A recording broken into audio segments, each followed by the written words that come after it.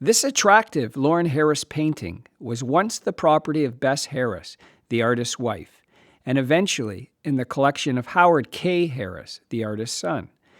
This fabulous Lawren Harris painting of a 19th century Toronto home entitled House, Toronto, painted circa 1920, has been recently identified by city heritage officials as an existing house in Upper Yorkville.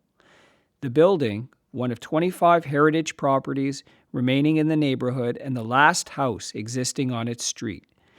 This house was once inhabited by the award-winning architect Mendel Sprackman, a man responsible for designing some of the finest theaters in the country, including the Elgin and Winter Garden Theaters in Toronto. In 2016, Heritage Toronto archivist Ellen Scheinberg identified the location of this Harris house and brilliantly uncovered the history of the home, which she discovered was built in the late 1880s. Her research on the property not only widens our knowledge of Lawren Harris's interest in painting urban subjects, but also sheds light on the history of Old Toronto, its early architecture, and its human demographics. This two-story detached cottage is an example of Second Empire architecture. Scheinberg writes in her research report, it was a style that was popular in Toronto during the late 19th century.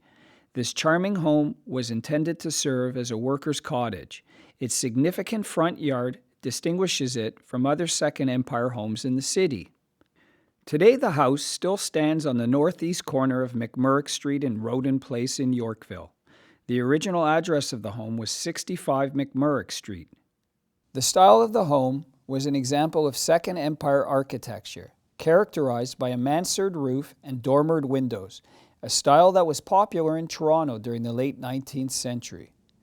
The first tenant of the house was carpenter and builder H.F. McLean, who occupied the home in 1889 with his wife and 3 children. The early residents of McMurrick Street were working people, carpenters, brickworkers, and builders of Anglo-Celtic descent. Some of the nearby institutions and commercial enterprises included the Magdalen Asylum, an industrial home for aged women, an organ factory, the brickworks, and 2 major breweries. The most prominent resident in the home's 130-year history was award-winning architect Mendel Sprackman, who ran his office out of the edifice. Soon after he purchased the home around 1971, he legally changed the address of the building to 30 Roden Place. The building was added to the City of Toronto's Heritage Property Inventory in 1973.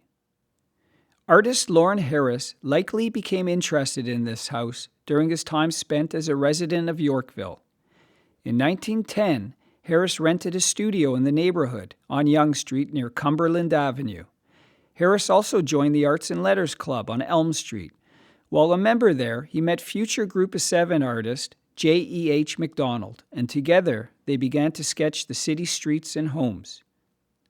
Initially, Harris made pencil sketches of neglected subjects like corner stores, backyards, and workers' houses in the nearby St. John's Ward district. Later that year, he switched to painting these same subjects. This early period of Harris was characterized by an interest in the patterns of urban life. His paintings were notable for the absence of any human figures. We can speculate that this specific house was familiar to Harris. His studio building on Severn Street was a short 5-minute walk away. Harris and fellow Group of 7 member J.E.H. MacDonald likely took daily strolls through this Yorkville neighborhood to have coffee or lunch, or perhaps to just take a break from painting to get some fresh air. It is entirely possible that Harris one day walked past the front of the house where he struck up a conversation with the owner, who might have been working or standing outside, or perhaps he met the homeowner at a local diner or pub. In his book, Lawren Harris, Where the Universe Sings, notable art historian Paul Duval wrote, although Harris painted most of his early house portraits in the small, impoverished immigrant area of central Toronto, known as the Ward, he also based a number of his best city canvases upon subjects in less deprived communities, including affluent Rosedale. In total, Harris's house paintings span a period of some 15 years, interrupted by other painting concerns. In terms of technique, The widest variety is to be found amongst his cityscapes. These range from satin-smooth surfaces to lush, heavily loaded palette knife impastos.